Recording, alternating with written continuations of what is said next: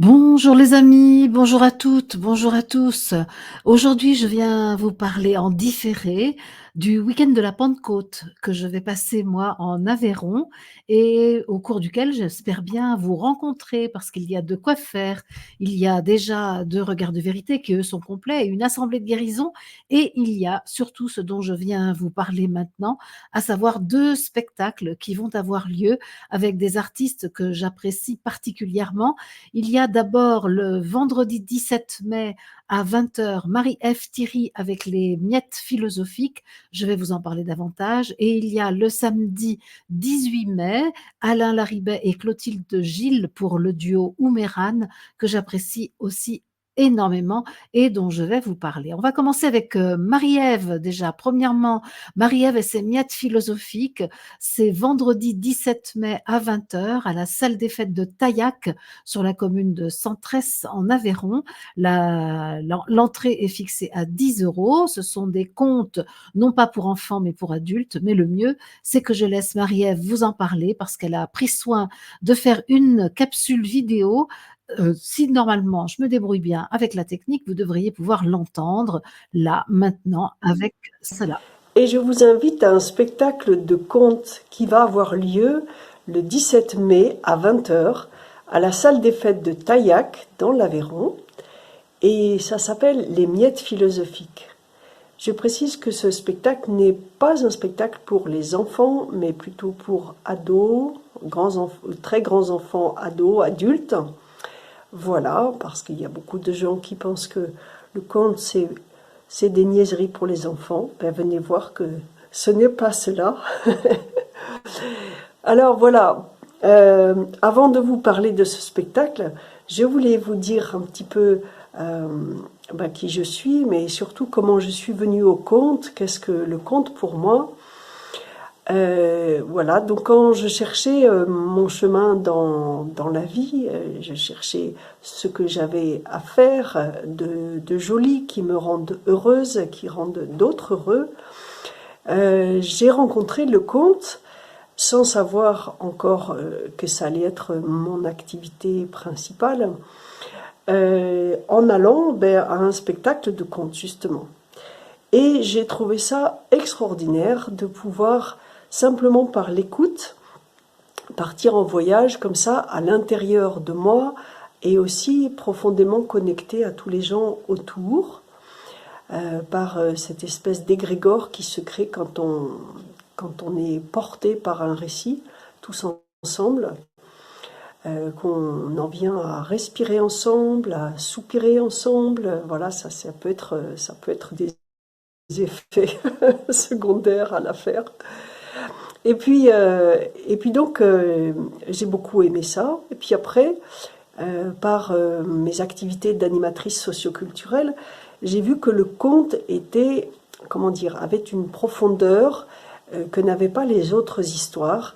Et c'est autour de contes que j'ai souvent articulé des spectacles avec les enfants avec lesquels je travaillais à l'époque comme animatrice.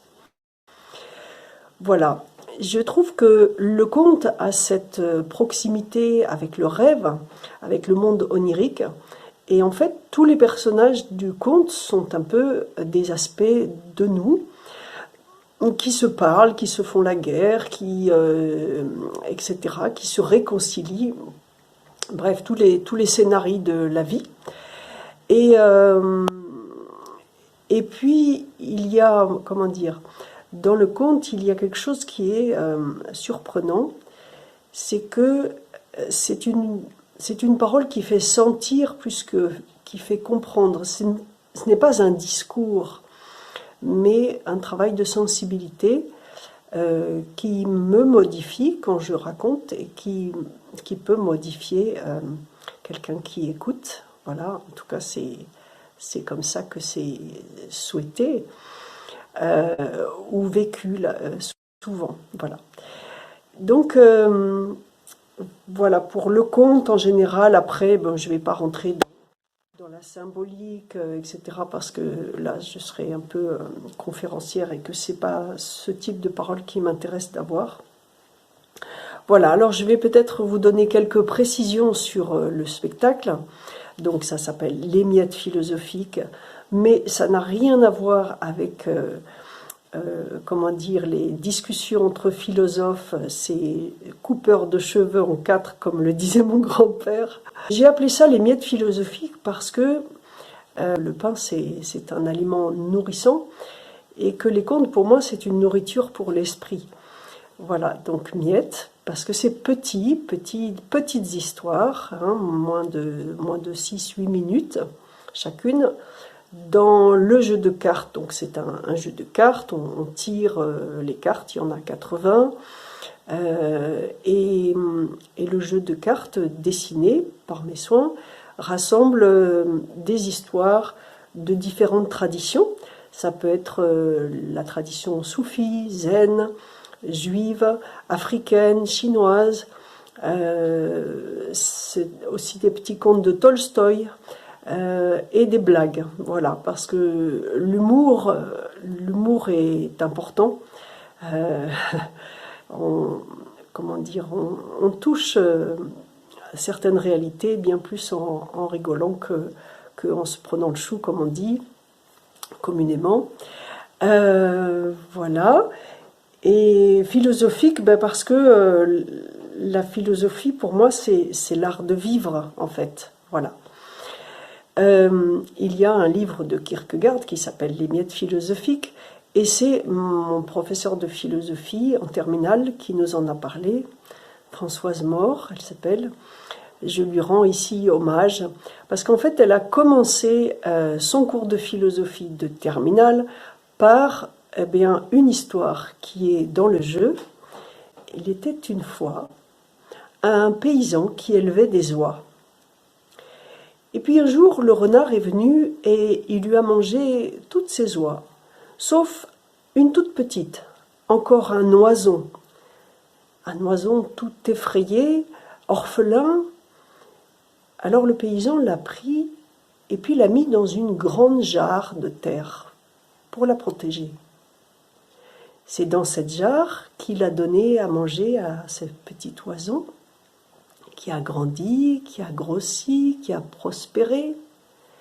Et l'animal grandissait, grossissait, et a fini par remplir toute la jarre.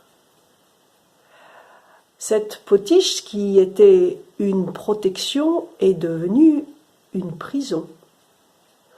L'oie laissait échapper sa tête, son mince cou, et regardait, et bientôt a commencé à crier son anxiété, son angoisse, sa souffrance aussi, d'être si serré. Et l'histoire, elle se termine là, quand le paysan est arrivé et qu'il a vu la détresse de l'oiseau. Alors que fallait-il faire? Laisser mourir cette bête ou casser la jarre? Voilà. Je serai très heureuse de vous accueillir pour le spectacle. Je serai très heureuse de vous faire tirer des cartes et puis de jouer avec ces histoires, avec vous, par les histoires. Voilà. À bientôt, j'espère. Et je vous salue, ceux que je connais, ceux que je ne connais pas encore. Je vous salue de tout mon cœur. Voilà, c'était Marie-Ève. Marie-Ève qui sera donc à la salle des fêtes de Taillac en Aveyron le vendredi 17 mai. C'est la veille de l'Assemblée de guérison que j'anime dans cette même salle de Taillac en Aveyron le lendemain, samedi 18. Et je vais tout de suite aller justement au lendemain pour un autre spectacle, cette fois-ci musical. Il y aura un petit peu de texte aussi, mais surtout de la musique, de la voix, avec deux artistes absolument splendides que sont Alain Laribet et Clotilde Gilles, et ils forment là, à Taillac dans l'Aveyron, un duo qu'ils ont intitulé Omérane, que j'ai eu l'occasion de voir, c'était en septembre dernier, je crois, dans le Gers, et c'est absolument enchanteur. C'est vrai que je connais le travail de Alain depuis quelques années et que j'apprécie énormément, et son duo avec Clotilde est absolument formidable. Elle, elle joue du violoncelle et elle chante. C'est juste splendide, ça fait vibrer toutes les cellules du corps. Et d'ailleurs, je vais vous proposer quelques notes de leur musique. Voilà.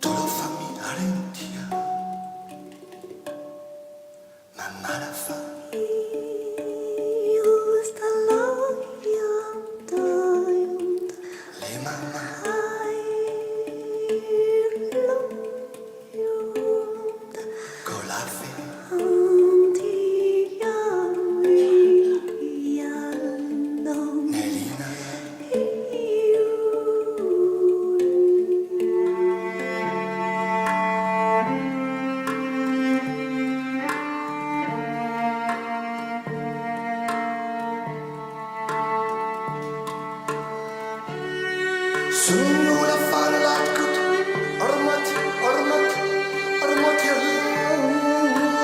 hanatkat asamnya tuanilat hormat hormat hanatkat semuanya kale sulemati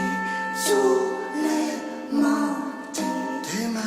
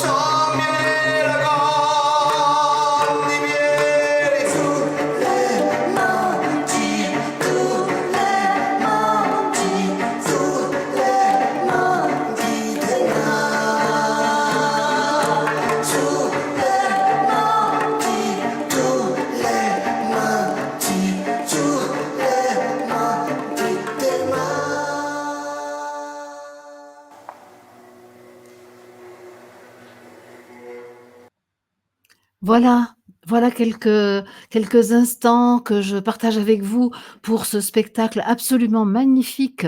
Ça, je peux dire qu'il est magnifique parce que je l'ai vu, et donc ça se passe là aussi à Taillac. C'est le samedi 18 mai, c'est à 18 h. Samedi 18 h, c'est la veille de la Pentecôte, et la participation financière est de 10 €, comme pour le spectacle de Marie-Ève la veille. Et je vous propose vraiment qu'on se retrouve très, très, très nombreux pour ce moment qui va être féerique et qui est unique, je pense qu'on peut le dire.